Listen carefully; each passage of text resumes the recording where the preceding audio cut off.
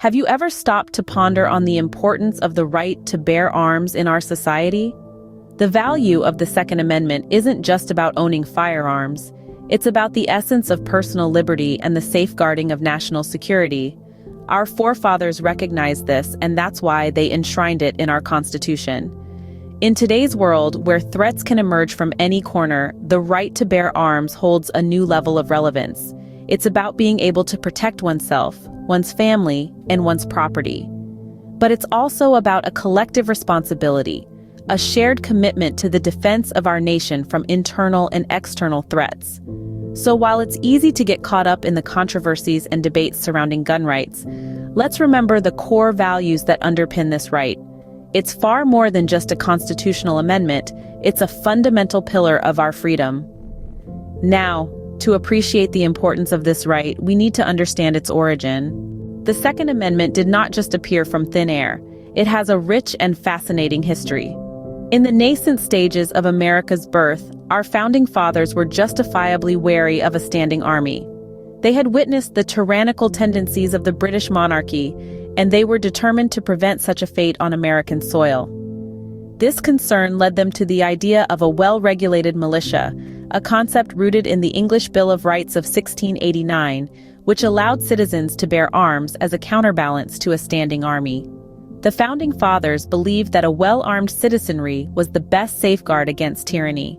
People like James Madison, George Mason, and Thomas Jefferson were vocal proponents of this idea, arguing that the right to bear arms was not just for hunting or personal defense, but was fundamentally a political right. In 1788, during the debates on the ratification of the Constitution, a promise was made to add a Bill of Rights to protect individual liberties. The Second Amendment was part of this promise, and it was officially adopted on December 15, 1791. It read, "A well-regulated militia being necessary to the security of a free state, the right of the people to keep and bear arms shall not be infringed." In the early days of the Republic, the Second Amendment played a crucial role in maintaining peace and order. It allowed citizens to protect themselves, their families, and their property. It also served as a deterrent to potential tyrants, both foreign and domestic. Over the centuries, the Second Amendment has been both praised and criticized, interpreted and reinterpreted. Yet it has remained a vital part of the American Constitution, a testament to the foresight of our Founding Fathers.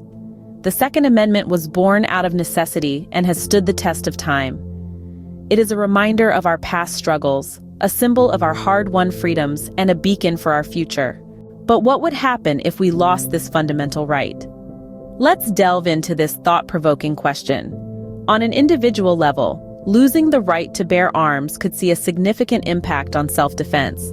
For many, firearms are the bedrock of personal protection, a tool that levels the playing field against threats.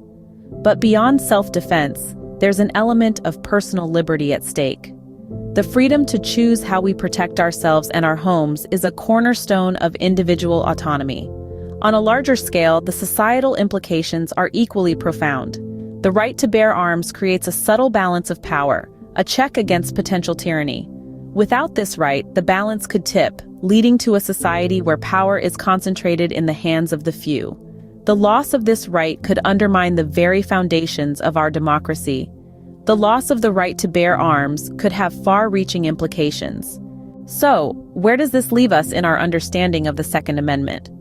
Let's take a moment to circle back to the key points we've discussed. We've explored the crucial importance of gun rights, acting as a safeguard for our other liberties. We've also taken a journey back to the birth of the Second Amendment, understanding its roots in the fight for independence and the desire to preserve the balance of power. We then delved into the potential implications of losing these rights, painting a picture of a world where our ability to defend ourselves, our families, and our freedoms could be compromised. In essence, the Second Amendment isn't just about guns. It's about the power dynamics between citizens and their government. It's about maintaining our ability to stand up against potential oppressors. It's about preserving the fundamental principles upon which this great nation was built.